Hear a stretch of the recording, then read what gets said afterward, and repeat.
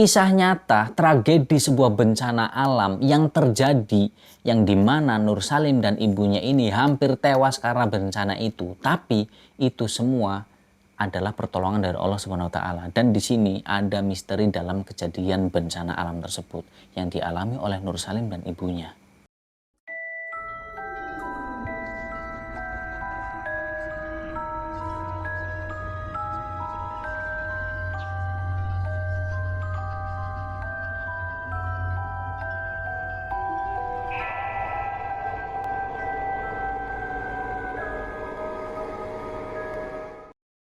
Assalamualaikum warahmatullahi wabarakatuh. Ketemu lagi nih sama saya Misbah Muthaharun.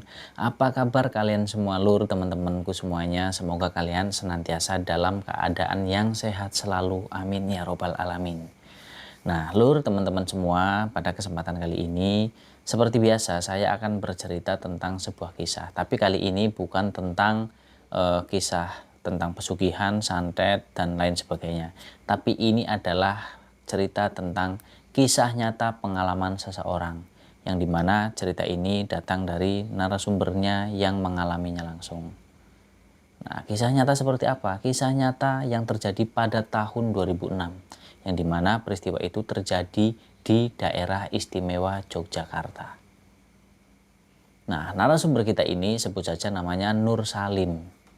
Nah, Nur Salim ini ingin berbagi kisahnya tentang peristiwa yang dia alami bersama ibunya yang hampir kehilangan nyawa ibunya sendiri. Dan semuanya itu disebabkan karena apa?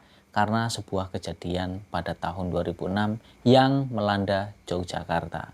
Nah, baiklah, kalian pasti penasaran kan dengan ceritanya, bagaimana kok bisa ibunya itu hampir meninggal pada saat itu, nyaris. Nah, baiklah, nggak usah lama-lama lagi, langsung aja kita masuk ke dalam ceritanya. Nur Salim pada saat itu usianya 20 tahun. Dan Nur Salim ini menghabiskan sisa usianya itu di jalanan. Nah, kenapa Nur Salim ini menghabiskan waktunya itu di jalanan? Karena profesi atau pekerjaannya Nur Salim ini adalah sebagai tukang becak. Pekerjaannya Nur Salim ini sebagai tukang becak itu karena dia menggantikan ayahnya. Sejak si Nur Salim ini dia baru keluar dari pondok pesantren. Nah, ini backgroundnya Nur Salim itu sebenarnya adalah keluarga yang sangat-sangat sederhana. Dan Nur Salim ini, beliau ini adalah seorang santri tadinya. Nah, walaupun keluarga yang sangat sederhana, tapi orang tuanya ini sangat memikirkan masa depan anaknya. Yang dimana Nur Salim ini adalah anak tunggal, anak laki-laki. Nah, bapaknya Nur Salim ini sangat memikirkan masa depan anaknya. Apalagi dia anak tunggal dan laki-laki pula. Jadi dengan bersusah payah, beliau ini membiayai Nur Salim ketika di pondok pesantren. Nah, tapi setelah itu bapaknya Nur Salim ini sakit-sakitan kemudian meninggal dunia. Akhirnya ya mau tidak mau Nur Salim pun bukan karena terhalang biaya, ya itu pasti.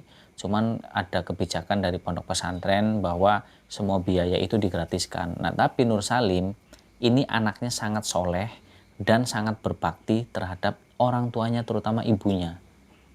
Nah, ketika bapaknya itu mati, meninggal, Nur Salim ini ya dia tidak tega karena ibunya harus tinggal sendirian di rumah. Nah, makanya Nur Salim dia ya udah memilih untuk menyelesaikan, ya sebenarnya belum selesai sih mondoknya, nyantrinya itu. Tapi karena dia nggak tega dengan ibunya, akhirnya dia memilih keluar dari pondok pesantren dan tinggal di rumah bersama ibunya dan membantu perekonomian keluarga yang dimana hanya tinggal berdua, Nur Salim maksudnya, dan juga ibunya. Nah, Nur Salim ini biasa dipanggil dengan Nur. Dan karena ayahnya Nur Salim ini sudah terlebih dahulu dipanggil oleh Tuhan, oleh Allah Subhanahu wa taala yang Maha Kuasa, mendahului ibunya, sehingga dan orang yang paling disayangi oleh Nur Salim tinggal hanya satu-satunya, yaitu ibunya. Wanita yang paling sangat dimuliakan oleh Nur Salim di dunia ini. Apapun itu akan dilakukan oleh Nur Salim demi kebahagiaan sang ibu. Dan Nur Salim pun selalu menjaga kata-katanya, tingkah lakunya, semua perbuatan sikapnya agar tidak pernah menyakiti hati dan perasaan ibunya. Karena menurut Nur Salim, kebahagiaan seorang ibu itu di atas segalanya. Dan doa ibu adalah senjata yang paling ampuh dan mematikan. Maksudnya dalam arti apa mematikan? Ya intinya ketika ridhonya ibu terhadap anak, apapun yang dikerjakan oleh anak itu ketika ibu ridho, Allah pasti ridho. Karena ridho Allah itu tergantung dengan ridho orang tua. Di sini siapa? Ibu. Nah, Nur Salim berpedoman dengan dasar itu. Namanya Nur Salim dan orang-orang itu memanggilnya Nur. Nah, kenapa dipanggil Nur tidak dipanggil Salim? Ya sebenarnya sama aja sih, mau Nur mau Salim sama aja itu namanya. Nah tapi kenapa orang-orang memanggilnya Nur? Karena bapak dan ibunya memanggil dia Nur. Sesuai dengan namanya, dengan artinya Nur. Nur itu artinya, kalau saya salah tolong dibenarkan ya. Nur itu artinya adalah cahaya. Dan cahaya itu pasti menerangi kegelapan, layaknya sinar matahari atau mentari yang selalu menerangi semua kegelapan. Nah setidaknya itulah harapan dari ayah dan ibunya si Nur Salim. Nah kesehariannya Nur Salim ketika dia sudah tinggal bersama ibunya di rumah, itu ya setiap pagi si Nur Salim selalu bergelut di dapur. Jadi setelah sholat subuh, dia itu membantu ibunya mengikat sayur mayur karena ibunya itu berjualan di pasar. Ketika habis subuh berangkat ke pasar dan berjualan sayur di sana. Nah tapi sebelum berangkat ke pasar itu kan seperti biasa tuh, habis subuh si Nur Salim sibuk di dapur masak, ibunya juga udah sholat subuh itu ngiketin sayur. Nah setelah masakannya jadi, si Nur Salim ini mempersiapkan sarapan untuk dirinya dan ibunya. Ya meskipun sarapan mereka berdua ini tidak semewah atau tidak seenak orang yang berada. Mereka itu ya ketika sarapan, ya nggak cuma sarapan, mau makan siang, sore, itu mereka selalu makan dengan makanan yang sangat-sangat sederhana. Bahkan ketika sarapan aja nih si Nur Salim dan ibunya, itu dia hanya sarapan dengan ya nasi putih biasa ya, nasi, terus ikan asin, daun singkong yang direbus, dan sambal terasi. Udah itu aja. Dan itu menurut Nur Salim dan ibunya, itu sudah sangat cukup membuat perut mereka itu tenang dan kenyang. Sangat sederhana sekali. Tapi itu tidak membuat mereka ini merasa iri dengan kehidupan orang lain yang makannya serba enak. Enggak. Karena definisi makan enak menurut mereka adalah makanan yang nikmat. Nikmat itu tidak harus yang terlihat enak, seperti mungkin makan dengan lauk daging ayam, daging sapi, atau dan lain sebagainya seperti orang-orang berada pada umumnya. Bukan itu menurut Nur Salim dan ibunya. Makanan yang enak adalah yang nikmat dan yang tidak membuat mereka ini merasa iri dengan orang lain. Itu definisi makanan yang enak buat mereka. Yang penting Allah itu ridho dengan apa yang dimakan, apa yang mereka kerjakan. Itu poinnya. Dan setelah selesai sarapan, Nur Salim pun membantu mengikat sayur mayur tadi yang belum selesai. Nah setelah selesai, dia naikkan ke atas becak dan kemudian mengantarkan ibunya menuju ke pasar.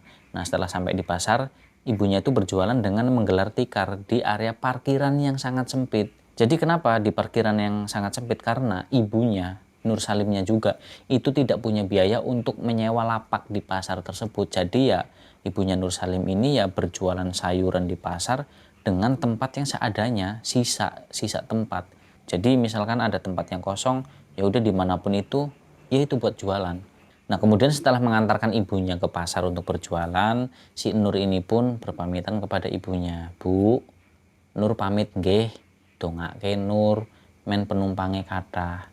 Bu, Nur pamit ya, Nur mau kerja dulu, mau narik beca. Doakan Nur agar hari ini Nur dapat penumpang banyak. Oh iya Le, iya nak, hati-hati ya. Iya bu. Nah si Nur pamitan dengan mencium punggung telapak tangan ibunya. Kemudian si Nur pun berangkat, mengayuh becak dan mangkal di tempat pangkalan biasanya. Nah jadi si Nur itu biasa mangkal di alun-alun utara Jogja dan kadang juga dia mangkal di daerah atau wilayah area Malioboro. Nah si Nur itu memanfaatkan para wisatawan yang datang ke Jogja, Malioboro, yang ingin berwisata atau berkeliling ke area Keraton Yogyakarta dengan menaiki becak. Nah, Nur memanfaatkan itu. Nah, jadi si Nur itu walaupun dia adalah seorang pemuda, seorang remaja yang terlahir dari keluarga yang sangat-sangat sederhana, tapi si Nur ini tidak mempunyai sifat iri terhadap teman-teman seusianya. Ya, sewajarnya anak remaja usia 20 tahun itu kan pasti ya dengan kehidupannya, dengan kesenangannya mereka melakukan hal-hal yang mereka sukai. Tapi Nur itu tidak punya rasa iri tapi Nur itu tidak mempunyai rasa iri dengan itu. Walaupun dia melihat temannya itu ya punya motor yang bagus, pakaiannya bagus, makanya enak-enak setiap hari, bahkan ada yang udah punya usaha sendiri dan juga bahkan ada yang kuliah, ada yang udah memakai seragam kerja. entah itu di kantor atau di pabrik dan lain sebagainya. Nur itu tidak pernah iri dengan teman-temannya itu. Jadi Nur itu selalu bersyukur dengan nasibnya dia, dengan apa yang dia punya, selalu bersyukur. Walaupun kadang si Nur ini juga sering dapat ledekan, ya wajar sih sebenarnya, walaupun ya sebagai manusia kita itu tidak membenarkan ketika ada orang lain yang dalam kondisi seperti Nur ini terus kemudian kita ngeledek, walaupun hanya konteksnya itu bercanda, cuman ya tidak membenarkan. Jadi ya banyak sering juga Nur itu kayak diajak temennya, wah gimana nih Nur, yang lain udah punya motor masa kamu masih naik becak aja. Ada yang seperti itu. Dan juga ada yang ledek, emangnya kamu nggak mau nyari kerja, padahal si Nur ini kan tidak sekolah, dia cuma mondok. Nah, terus ada yang ngeledekin juga, katanya emang nanti kalau udah punya calon nikahnya gimana, masa iya mau diajak naik becak, seperti itu. Ya mungkin bagi sebagian orang itu termasuk penghinaan, tapi bagi Nur itu enggak, tapi itu dijadikan sebagai doa. Kata Nur seperti itu. Dengan semakin mereka itu meledek si Nur, itu berarti mereka mendoakan. Contoh, Nur, kenapa kamu zaman sekarang yang lain udah pada naik motor, kamu naik becak? Kamu emang nggak pengen naik motor? Mungkin kalau kita dengan sudut pandang yang negatif, mereka itu mengejek atau menghina karena tidak pakai motor. Tapi bagi Nur, mereka mendoakan karena loh kenapa masih naik becak, nggak naik motor zaman sekarang. Itu mereka mendoakan agar si Nur agar segera punya motor. Jadi dianggapnya seperti itu. Terus kemudian diledek, kenapa nggak kerja di ini yang lebih baik, masa masih narik becak gitu kan. Jadi mereka itu mendoakan agar Nur dapat pekerjaan yang baik, termasuk dengan urusan jodoh. Emang nanti kamu mau nikah terus istrimu naik becak? Itu kan berarti mendoakan. Berarti kamu nanti ketika udah nikah jangan naik becak lagi, naik mobil kayak apa kayak, dianggapnya seperti itu agar si Nur ini tidak punya rasa sakit hati, apalagi benci terhadap teman-temannya. Makanya dia itu mensiasati pikirannya seperti itu. Dan itu menurut saya itu pikiran yang sangat mulia. Seorang Nur Salim, seorang santri yang sangat berbakti terhadap orang tuanya. Jadi yang ada di dalam pikiran, hati, dan bahkan prinsipnya si Nur, dia itu punya prinsip, dia itu ingin menghabiskan hidupnya hanya bersama dengan ibunya. Ya maksudnya bukan berarti menghabiskan sisa hidupnya bersama ibunya terus nggak mau berumah tangga, enggak. Maksudnya selama dia belum mendapatkan jodoh, dia ingin berbakti terhadap ibunya. Sekalipun dia nanti dapat jodoh, punya istri, punya anak, tetap dia ingin berbakti terhadap ibunya. Jadi bagi Nur itu berbakti, terus merawat ibunya, membahagiakan ibunya, itu adalah prinsip yang dia tanamkan sejak kecil di dalam hatinya, dan itu sudah diterapkan atau diajarkan oleh almarhum ayahnya dan juga ibunya tentunya pastinya. Ditambah lagi dia mendapatkan pelajaran dari pesantren ketika dia mondok dengan ilmu agama yang dia punya, karena dia tulus mondoknya itu memang untuk mencari ilmu, bukan untuk hal lain, sehingga dia akhirnya mendapatkan dasar kenapa harus selalu berbakti terhadap orang tua. Nah itu makanya si Nur sangat berbakti terhadap orang tuanya, terutama ibunya. Meskipun sebenarnya si Nur ini tahu seberbakti-berbaktinya si Nur merawat ibunya, membahagiakan ibunya, itu semuanya sangat tidak sebanding dengan apa yang sudah dikorbankan oleh ibunya si Nur. Ya apa yang dikorbankan? Mengandung si Nur, melahirkan si Nur, menyusui si Nur, membesarkan si Nur sampai sekarang, sampai saat ini ketika dia mondok terus kemudian sampai dia besar, itu pengorbanan orang tua terutama ibu karena ayahnya udah meninggal. Dan itu menurut si Nur, apapun yang Nur berikan kepada ibunya, ini bukan ukuran harta materi, bukan. Karena nggak ada kebaikan seorang anak yang bisa membalas atas pengorbanan dan kebaikan seorang orang tua. Di sini ibu nggak ada, nggak bisa. Dan itu yang ditanamkan dalam prinsipnya si Nur. Nah ceritanya kan gini, si Nur ini udah pamit nih sama ibunya di pasar kan, dia mau narik beca. Nah tapi seperti biasa di waktu-waktu sholat duha, masuk sholat duha itu dia sempatkan, dan itu setiap hari Nur lakukan. Dia sempatkan mampir di musola, dia ambil air wudhu, terus kemudian dia sholat duha. Dan setelah sholat duha selesai dia berdoa. Setiap hari Nur itu membiasakan diri, itu di musola itu kan biasanya ada kotak infak tuh. Nah si Nur berapapun nominalnya, dia nggak sebutkan nominal ya, tapi intinya dia berbagi aja cerita. Dia itu selalu mengisi uang ke dalam kotak infak tersebut. Dan itu menurut si Nur itu adalah bagian dari untuk membuka pintu rezekinya di hari itu. Dan dia lakukan setiap hari agar pintu rezekinya itu terbuka setiap hari. Walaupun di sini sudah ada kekuatan doa dari ibu, tapi ya tidak menghilangkan nilai-nilai kebaikan. Itu saja kita lihatnya. Dan hal itu setiap hari dilakukan oleh Nur. Dan kebiasaan tersebut dia latih ketika dia sedang berada di pesantren dulu.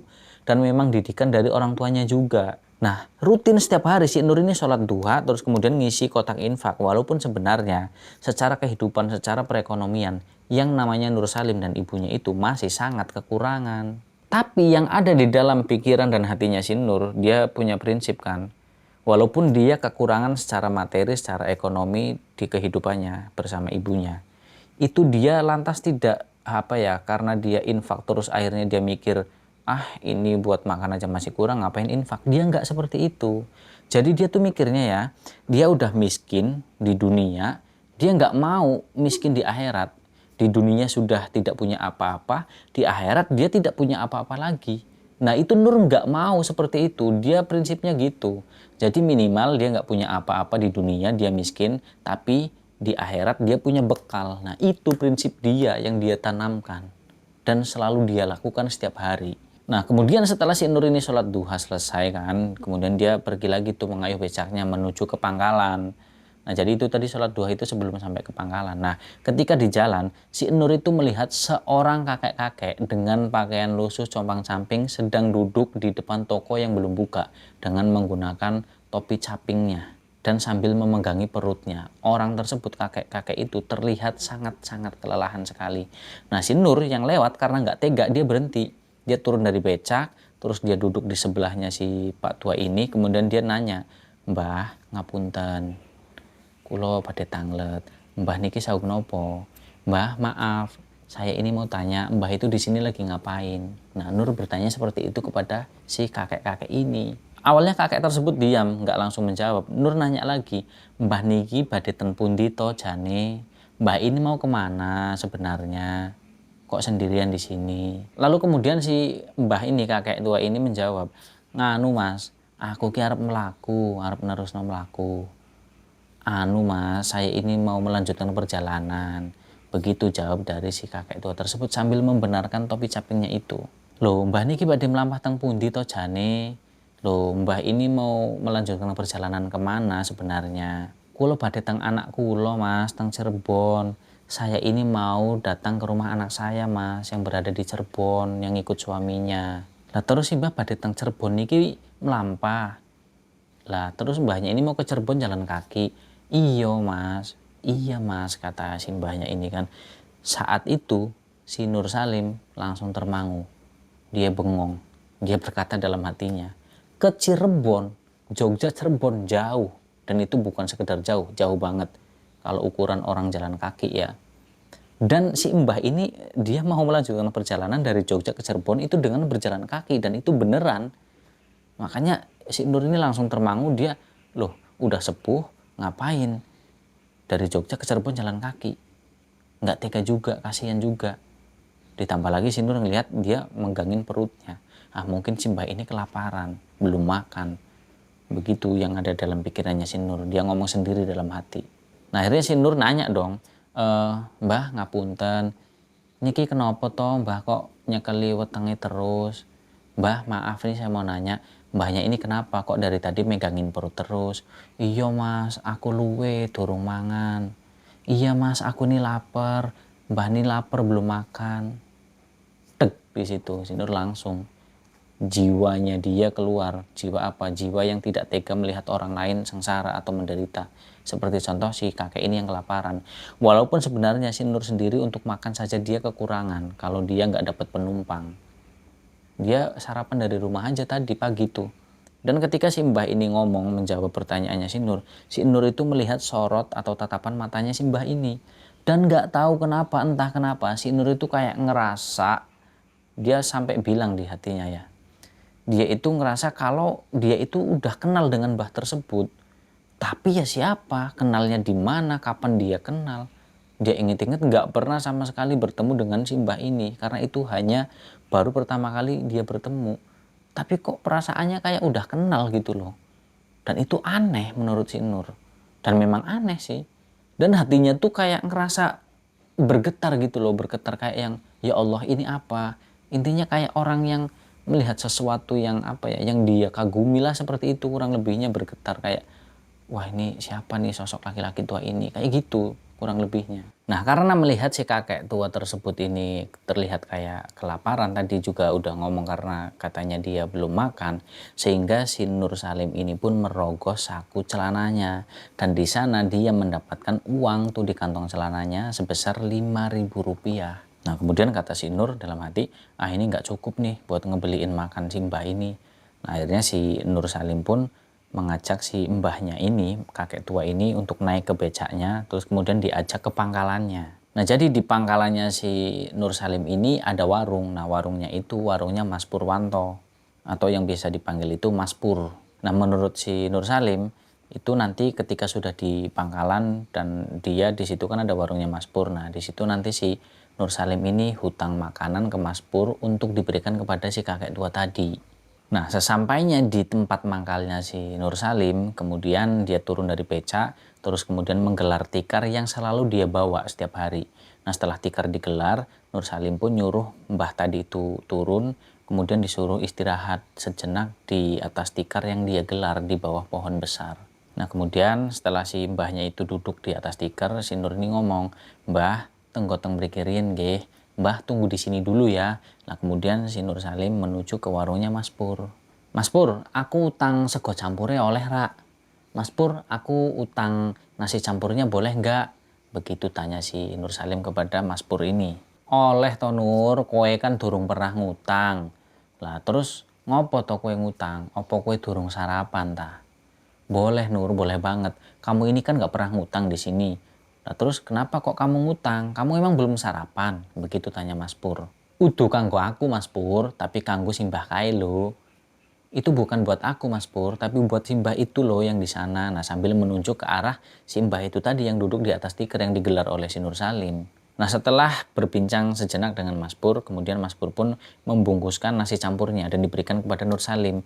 Nah setelah itu si Nur Salim berjalan menuju ke simbah tadi dan diberikanlah makanan tersebut. Nah setelah diberikan makanan itu tadi nasi campur, itu simbah itu terlihat dengan lahap sekali dia makan.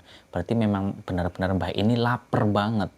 Nah di sini si Nur Salim itu apa ya, ngerasa bahagia banget gitu loh, udah apa nolongin si mbah ini, karena menurut si Nur Salim dia bahagia karena udah ngebantu mengatasi rasa lapar yang dirasakan oleh si mbah tadi.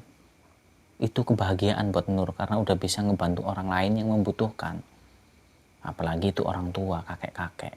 Nah kemudian setelah si mbah ini selesai makan, terus kemudian diberikan minum tuh, disodorkan sama si Nur Salim teh anget manis. Setelah selesai, nah si Nur Salim ini ngomong ke si mbah itu tadi, "Mbah, tolong doakan saya ya, mudah-mudahan di hari ini saya banyak penumpangnya mbah." Nah begitu kata si Nur Salim sambil memegangi tangan si mbah tadi, yang dimana kakek tua tersebut itu kulitnya udah keriput. Ya namanya kakek-kakek kan. Dan lagi-lagi Nur Salim mengalami hal yang telah dia alami sebelumnya ketika bertemu dengan simbah itu di jalan tadi, ketika melihat sorot matanya. Lagi-lagi si Nur itu bergetar hatinya ketika dia memegang tangan keriput si kakek tua tersebut. Jadi kata si Nur itu, padahal usianya itu udah tua, udah sepuh, mbah-mbah, kakek-kakek. Tangannya yang keriput ketika dipegang sama si Nur, itu si Nur sama sekali tidak merasakan kulitnya yang keriput. Tapi bahkan si Nur ini malah merasakan kulitnya yang begitu halus, telapak tangan yang begitu halus. Padahal beliau ini udah tua, udah sepuh. Nah sampai si Nur itu berkata lagi di dalam hatinya yang saat itu dia bergetar kan, "Ya Allah, siapa sesungguhnya kakek tua ini? Kenapa setiap kali aku menyentuhnya dan aku menatap matanya, hatiku itu bergetar seolah-olah aku sudah mengenalnya. Tapi siapa beliau? Apa ini ya Allah?" Begitu di dalam hatinya si Nur, dia bertanya-tanya sendiri. Nah kemudian si mbah itu menjawab kan, "Iya le, tak dongakno ben awakmu iki oleh penumpang akeh. Men yo kowe oleh duit akeh." "Iya nak, saya doakan mudah-mudahan hari ini kamu dapat penumpang banyak dan kamu dapat uang yang banyak juga." Begitu doa dari si mbah itu tadi. Dan kemudian datanglah penumpang nih, secara nggak sengaja datang penumpang pengen naik becaknya si Nur Salim. Dan kebetulan itu wisatawan, kepengen keliling daerah Jogja, daerah keraton Yogyakarta kan. Nah karena si Nur Salim ini kasihan dengan simbahnya ini kan, Nur Salim ngomong sama mbahnya, "Mbah, kulo narik irian nggih, simbah ngentosi teng mriki mawon. Mbah, saya mau narik becak dulu, mbah tunggu di sini aja." "Iya le, sing hati-hati." "Iya nak, yang hati-hati." "Nggih mbah." Nah jalan tuh si Nur Salim, dia nganterin tuh penumpangnya. Setelah dianterin muter-muter, itu terus menerus penumpang turun ada lagi yang naik, turun ada lagi yang naik, terus seperti itu. Dan bahkan sampai si Nur Salim ini dia merasa kelelahan, tapi walaupun dia lelah tapi dia bersyukur karena nggak seperti biasanya. Hari itu si Nur Salim benar-benar kebanjiran penumpang becaknya, jadi dia bisa dikatakan tuh ya nggak sempet buat istirahat gitu loh.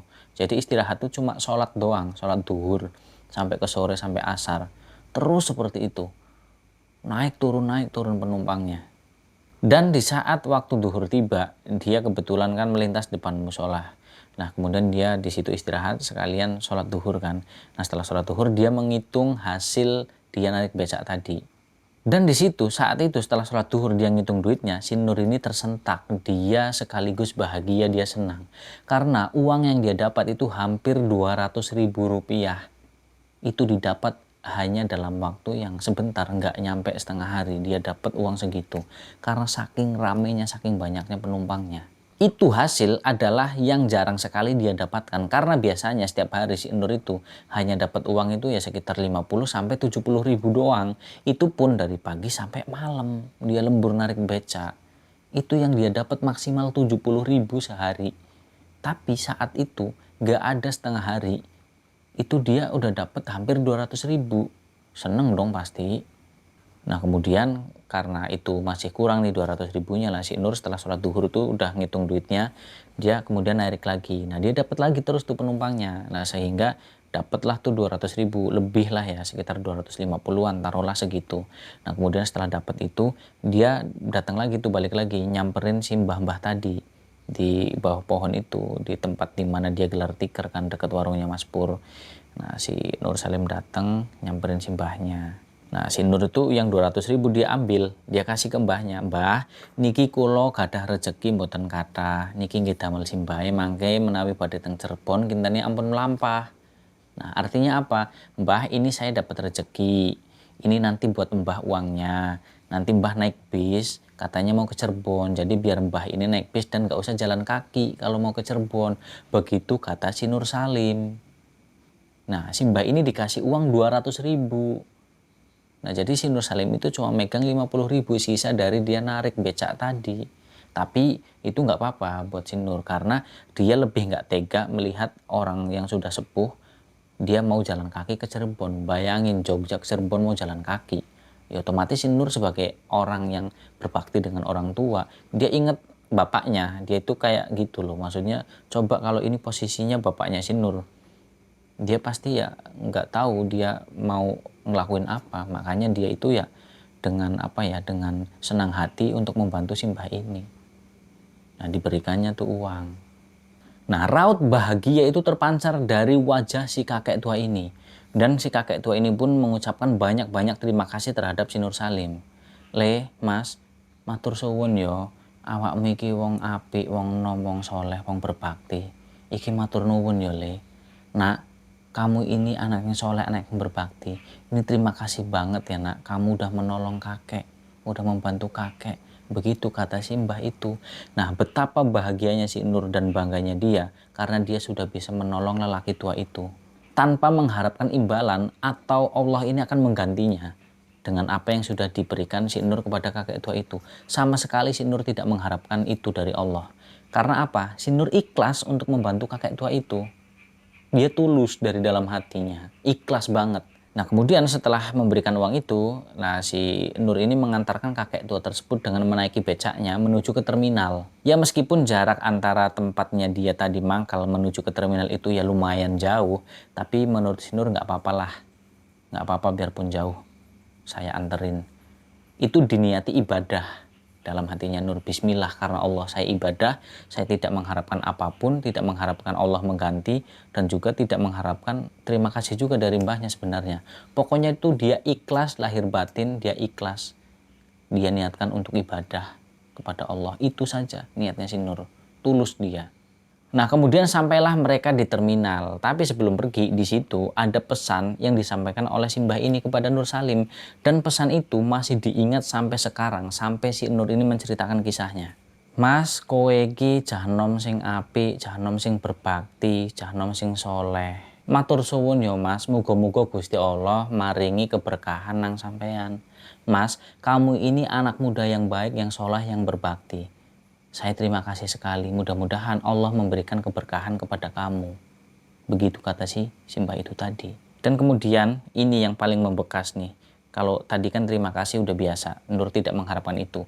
Tapi ini yang paling diingat. Oh iya Mas, mengko bengi nek kowe mulih, ajak ibumu metu jalan-jalan mbuh nang ndi sak karepmu. Tapi ojo nganti mulih nang omah. Lan muga-muga penyakit mripate ibumu iku mari. Oh iya nak, nanti malam ketika kamu pulang, kamu ajak ibumu jalan-jalan entah kemana. Yang penting jangan pulang ke rumah. Dan mudah-mudahan nanti sakit mata ibumu itu segera sembuh. Begitu kata Simbah tersebut.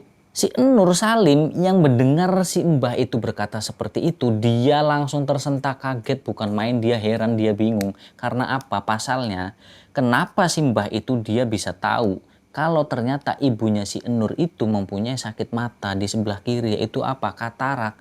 Dan si Nur membenarkan apa yang dikatakan oleh si Mbah ini. Nah, yang membuat Nur terheran, terbingung, karena apa? Dari pertama kali dia ketemu sama Simbah itu tadi, si Nur itu nggak pernah menceritakan kondisi ibunya. Nggak pernah sama sekali. Jangankan menceritakan kondisi ibunya, dia bercerita tentang kehidupannya aja enggak. Jadi dia tuh cuma minta doa agar mudah-mudahan Allah memberikan rezeki penumpang yang banyak. Itu. Jadi selain itu nggak pernah si Nur ini ngomong apa, cerita apa, nggak pernah. Tapi kok iya Simbah tua ini kok bisa tahu dan bisa pas tepat ibunya itu punya sakit mata, yaitu katarak. Dan sakit yang diderita ibunya itu katarak di mata sebelah kiri. Itu si Nur kan nggak punya biaya untuk membawa ibunya berobat ke puskesmas, apalagi ke rumah sakit, bahkan sampai dioperasi misalkan. Ya walaupun desas-desus si Nur itu pernah dengar kalau ternyata operasi katarak untuk keluarga yang miskin itu gratis. Tapi bukan itu poinnya, bukan itu. Poinnya itu yaitu tadi, si Nur kaget, heran kenapa kakek tua itu bisa tahu. Itu poinnya. Nah, di sini pikirannya si Nur itu mulai tidak karuan, dia kacau. Jadi timbul pertanyaan atau tanda tanya besar di dalam pikirannya. Siapa sebenarnya beliau ini? Tapi semua pertanyaannya itu tidak mendapatkan jawaban sama sekali. Hingga pada akhirnya si kakek tua tersebut pun naik ke dalam bis. Dan bisnya pun itu berangkat menuju ke Cirebon. Itu si Nur tidak mendapatkan jawabannya sama sekali. Nah, setelah kakek tua itu pergi naik bis kan, udah jalan bisnya, si Nur pun kembali ke pangkalan. Nah, saat itu ada turis yang ingin naik becaknya si Nur Salim. Dan turis itu minta diajak keliling Malioboro dan juga ke area Keraton Yogyakarta. Nah, si Nur pun seneng dong karena dapat penumpang tuh turis. Nah, si turis itu memberikan bayaran kepada si Nur Salim itu sebesar 250.000, dan itu membuat si Nur sangat bersyukur, bahagia. Ya Allah, alhamdulillahirabbil alamin, hari ini engkau limpahkan rezeki yang begitu banyak untukku ya Allah, sehingga aku bisa membantu orang lain, dan sekarang aku mendapatkan rezeki untuk makan aku dan ibuku. Itu sangat bersyukurnya si Nur, dia sangat bahagia. Subhanallah, alhamdulillah ya Allah. Nah, kemudian setelah menurunkan penumpang turis itu tadi, si Nur akhirnya buru-buru langsung menuju ke pasar karena udah sore tuh. Nah, menuju ke pasar untuk menjemput ibunya dan kemudian pulang ke rumah. Dan sesampainya di rumah, setelah ya udah bersih-bersih, udah sholat maghrib, udah sholat isya, nah si Nur Salim ini tiba-tiba teringat dengan perkataan si kakek tua itu tadi agar mengajak ibunya itu untuk jalan-jalan. Dan entah nggak tahu maksudnya itu apa kata si kakek tua itu, tapi si Nur mencoba yakin dengan apa yang dikatakan oleh kakek itu. Dan akhirnya mengajak ibunya untuk jalan-jalan. Nah, sesaat ketika belum pergi jalan-jalan nih, belum berangkat, si Nur itu memperhatikan rumahnya peninggalan ayahnya ini. Dan rumahnya itu ya sudah memprihatinkan sih sebenarnya, karena di setiap sudutnya, setiap sisinya itu udah pada retak. Dan itu juga nggak jarang ketika turun hujan, si Nur ini sibuk dengan air yang bocor masuk ke dalam rumah, yang menggenang di dalam rumahnya. Dan itu selalu terjadi ketika turun hujan. Pokoknya rumahnya itu udah ya kasihan banget lah. Sebenarnya itu ingin banget si Nur untuk membetulkan rumahnya biar ya minimal kalau hujan nggak bocor lah. Kalau untuk masalah retak sih masih ya gampang lah, yang penting hujan nggak masuk airnya. Tapi ya itu, apalah daya sayangnya, karena selalu terkendala dengan itu tadi, mohon maaf, tidak punya uang. Kalaupun dapat uang juga ya buat makan aja. Nah, sehingga semua keinginannya itu selalu gagal, terkendala oleh itu.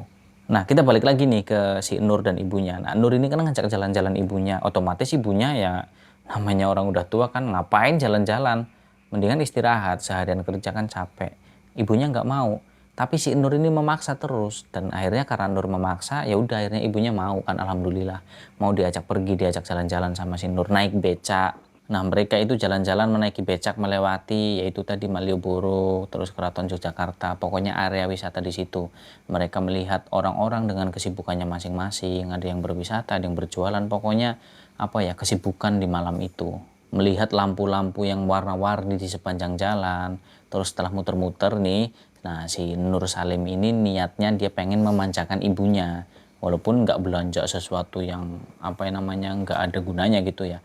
Jadi memanjakannya itu kan ceritanya ibunya si Nur Salim itu punya apa ya, makanan favorit yaitu nasi goreng, dan itu langganan ketika dulu ayahnya masih hidup ya, masih semasa hidupnya narik becak, itu dia sempetin pulang bawa oleh-oleh nasi goreng tersebut. Nah, itu hitung-hitung nostalgia, di situ makan bareng sama si Nur Salim. Nah, di situ Nur ngebayarin nih ceritanya, nraktir ibunya. Ya dia pengen memanjakan lah. Nah, ibunya tuh seneng banget di situ. Alhamdulillah nak, ibu doakan semoga kamu jadi orang sukses. Jangan seperti bapakmu, kayak orang tuamu kayak gini, nggak bisa ngebahagiain anak. Maafkan ibu sama bapak ya nak. Begitu kata ibunya. Nah, di sini Nur Salim ya terenyuh lah hatinya, ibunya ngomong kayak gitu. Bu, tolong jangan ngomong kayak gitu. Aku ini, sekalipun aku jadi orang sukses, seberapa banyak harta dan uangku, itu nggak akan pernah cukup untuk mengembalikan atau apa ya, membalas budi ibu terhadapku. Nggak akan pernah cukup, Bu. Satu tetes keringat yang ibu teteskan, setetes darah ibu teteskan ketika melahirkan aku, itu nggak akan pernah aku bisa ngeganti dengan apapun, bahkan dengan nyawaku sendiri, Bu. Nggak bisa. Tolong ibu jangan bilang seperti itu. Aku cuma pengen mengabdikan hidupku untuk melayani ibu.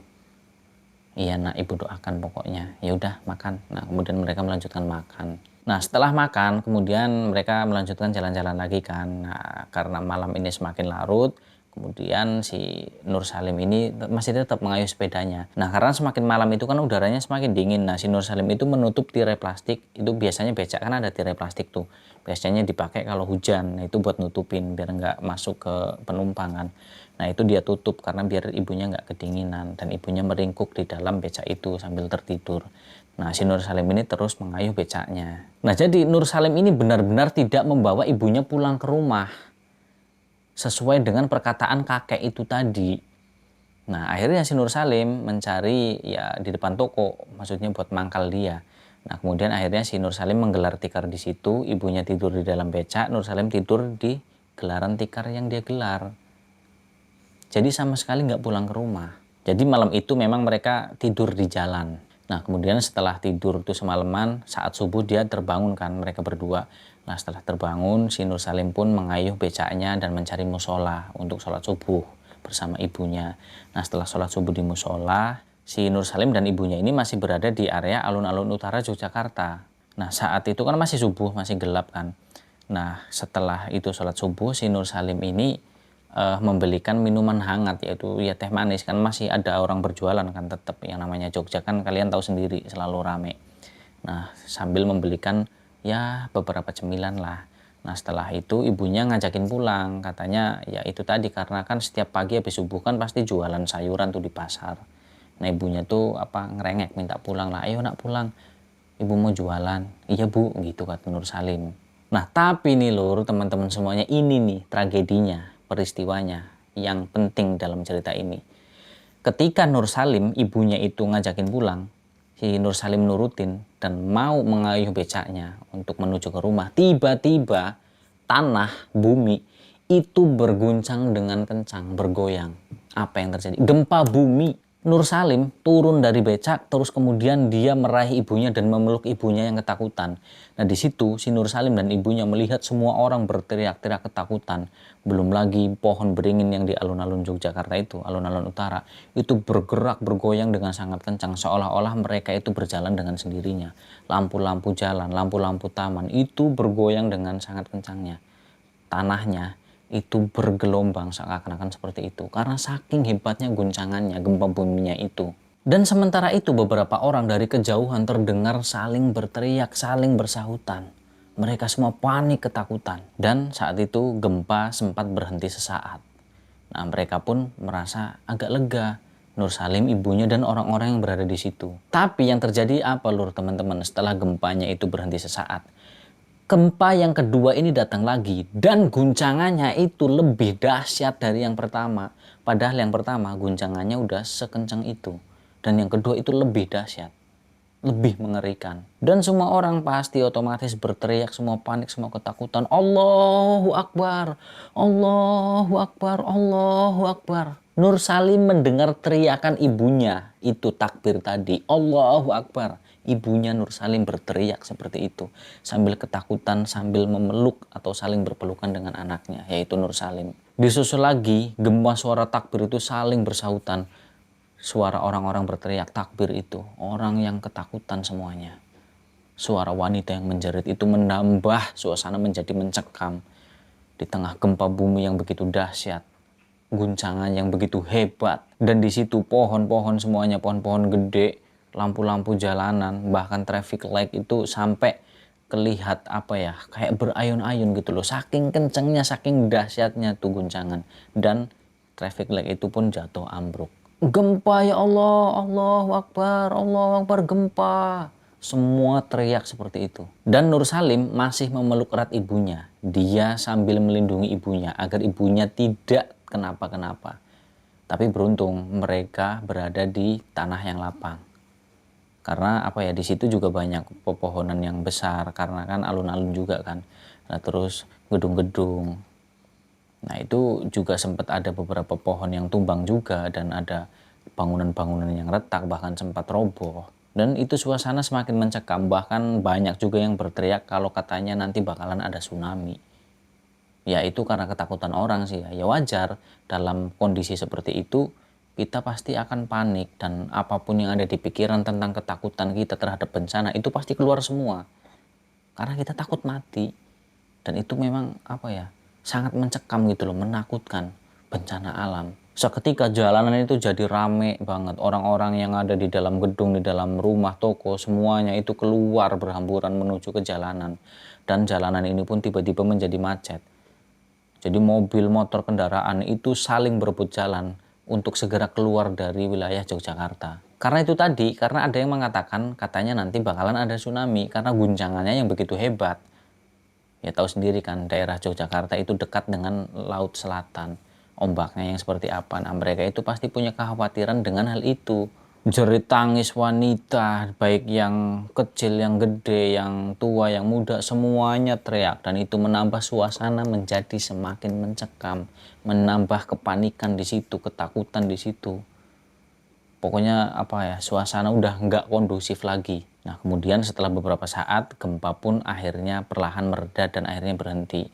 Nah, di situ si Nur Salim melihat ke sekeliling itu banyak rumah-rumah, bangunan-bangunan yang retak dan bahkan roboh. Dan beberapa pohon ini tumbang juga. Nur Salim di situ, ya Allah, alhamdulillah kami masih diselamatkan atas musibah gempa bumi ini.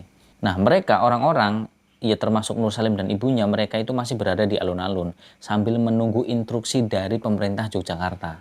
Yang pada saat itu semua komunikasi itu mati, listrik padam semuanya. Jadi mereka yang berada di daerah Yogyakarta itu, mereka itu tidak bisa terhubung ke wilayah lain, ke daerah lain.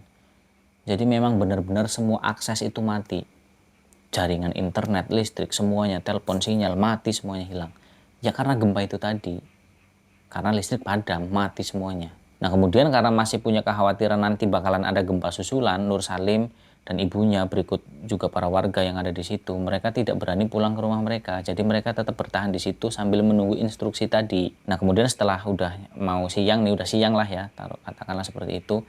Nah Nur Salim Dan beberapa orang di situ udah dapat instruksi nih dari pemerintah Yogyakarta bahwa udah dipastikan tidak akan ada gempa susulan. Ya tapi intinya tetap harus waspada, harus bersiaga. Nah kemudian Nur Salim pun dan ibunya dia pulang ke rumah. Dan saat mereka sampai di rumahnya, mereka dibuat terkesiap, dibuat kaget. Karena ternyata apa lur teman-teman semuanya. Di sini ya kasihan sih, sangat memprihatinkan. Karena apa? Rumahnya Nur Salim, peninggalan almarhum bapaknya, itu tiba-tiba ya mereka datang udah rata dengan tanah. Ya karena apa? Sebelum terjadi gempa aja rumahnya itu udah retak-retak, atapnya pada bocor. Ditambah terjadi gempa yang begitu dahsyat, udah rata dengan tanah. Ibunya Nur Salim cuma bisa nangis. Di situ sih Nur Salim ya dia gimana ya, mau nangis tapi dia seorang laki-laki dan dia harus menguatkan ibunya. Dia nggak tega juga ngeliat ibunya seperti itu, sedih. Tapi tetap walaupun dalam kesedihan mereka berdua masih bersyukur karena masih diberi kesempatan untuk hidup. Gusti Allah itu masih melindungi. Nah seperti itulah cerita atau kisah dari si Nur Salim ini yang kalau tidak keluar diajak jalan-jalan ibunya mungkin nggak tahu nasibnya seperti apa. Karena terjadi gempa, rumahnya roboh. Kalau ketika di dalamnya itu ibunya berada di situ dan juga Nur Salim nggak tahu apa yang bakalan terjadi terhadap mereka. Jadi walaupun terkena musibah, dalam kesedihan mereka tetap tidak henti-hentinya bersyukur kepada Tuhan, kepada Allah. Nah kemudian setelah gempa itu selesai, kemudian Nur Salim dan ya semuanya, nggak cuma Nur Salim aja. Jadi di sini karena kita ini kisahnya Nur Salim ya, Nur Salim ini mendapatkan bantuan dari pemerintah. Nah rumahnya itu dibangun lagi. Nah alhamdulillah ternyata Gusti Allah itu apa ya, memberikan rezeki, menjawab doa-doa seseorang. Terkadang itu memang perlu dengan sesuatu apa ya, ujian atau cobaan. Seperti contoh musibah itu gempa bumi. Nur Salim itu ketika dia mengajak ibunya jalan-jalan, dia kan sempat melihat rumahnya tuh tadi saya bilang kan, rumah yang udah retak, atapnya bocor, kalau hujan pasti air masuk. Dia maksud hati pengen ngebetulin tuh rumah, tapi ya terkendala dengan itu tadi, selalu tidak punya uang.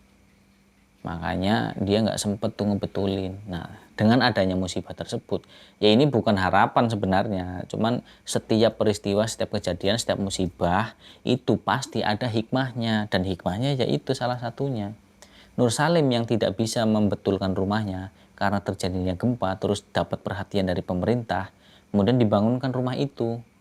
Ya bukan rumah yang mewah yang megah, enggak, ya rumah yang layak untuk dihuni. Nah akhirnya kan dia nggak cuma ngebetulin, tapi dia dapat rumah baru. Nah itu hikmahnya. Bukan kita mengharap bencana, enggak.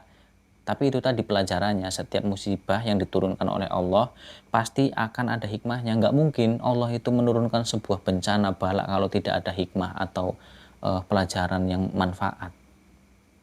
Ketika Allah menurunkan suatu apa ya, kejadian atau misalkan tentang apa, itu pasti ada solusinya dan ada jalan yang terbaik untuk itu, pasti, nggak mungkin enggak. Dan itu nyatanya terjadi seperti itu. Cuman kan kadang kita manusia ketika baru diberikan ujian atau cobaan sedikit saja, kita itu udah mengeluh. Kita yang parahnya tuh berputus asa dan bahkan sampai menyalahkan Tuhan kita, yaitu Allah Subhanahu wa taala. Ya Allah, gimana sih kok selalu aja ujian cobaan datang menimpa saya? Nah itu kebanyakan manusia pada umumnya seperti itu, menyalahkan keadaan, terus yang parahnya tuh putus asa sampai menyalahkan Tuhannya. Nah itu yang salah seperti itu. Nah seperti itulah kisah perjalanan dari si Nur Salim dan ibunya yang lolos dari bencana. Dan untuk simbah tadi itu mungkin itu adalah sebuah peringatan untuk Nur Salim. Nah kurang lebih seperti itu. Mohon maaf apabila dalam saya bercerita banyak sekali tutur kata saya, ucapan saya yang salah, yang kurang bisa dipahami dan kurang bisa diterima ke kalian semua. Itu memang benar-benar kebodohan dari saya pribadi dan kelemahan dari saya. Saya minta maaf yang sebesar-besarnya. Dan apabila ada sekelumit kata yang bisa diambil manfaat, pelajaran dan hikmahnya, itu semata-mata pertolongan dari Allah Subhanahu wa taala.